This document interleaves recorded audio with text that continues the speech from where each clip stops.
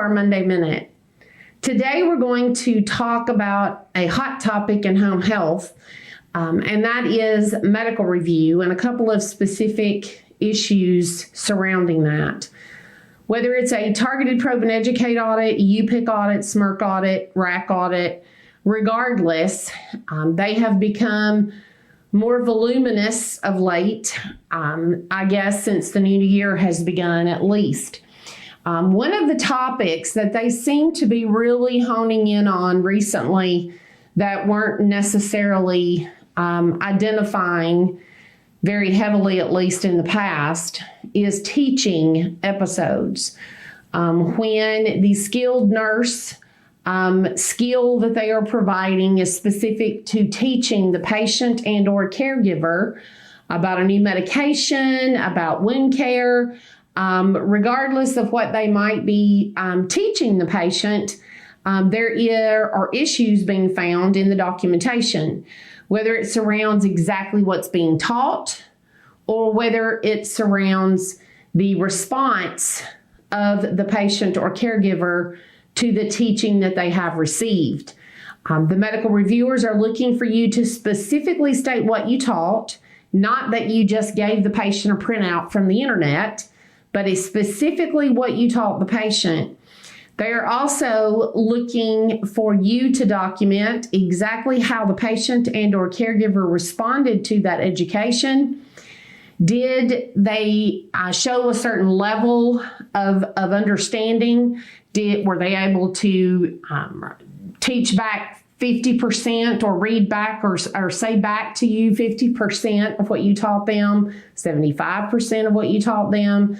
What was their response? And if you failed to be able to teach and then be able to retain what you taught them, what exactly was the breakdown? Was it your communication, your education? Was it the patient and or caregiver's ability to retain that education being provided? What exactly is occurring that is causing them to need further teaching? When it comes to the teaching that will happen after today, let's say you did a visit today where you taught on medications, are you going to need to come back for that education? And if so, why? And what are you going to have to teach? And what is the plan for that?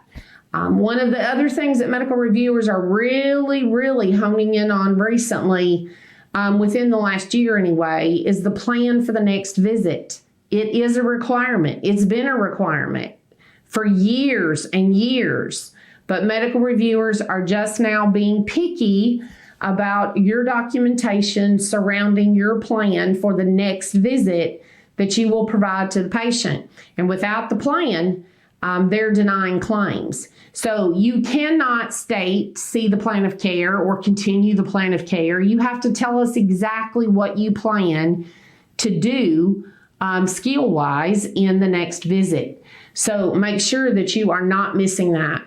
So for teaching visits, to recap, make sure that you have a true skillable item that needs to be taught. For example, if it's medications, it must be new within the last 30 days or changed. If it's something they've been taking for 10 years and there's been no adjustments, then there should be no reason for education.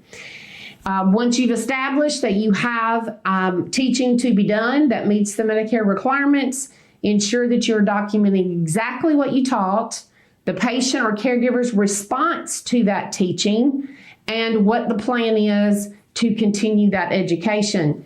They're specifically highlighting recently in the regulation why the teaching attempt that you made has failed, or why or how many times you've had to attempt the teaching for the specific reason that you're there, and why those attempts have failed or not been fully successful. Please make sure you understand that details matter. Your clinicians need to understand that their documentation must be such that the medical reviewer can pick up one note, read, and know exactly where we are in the care of that patient.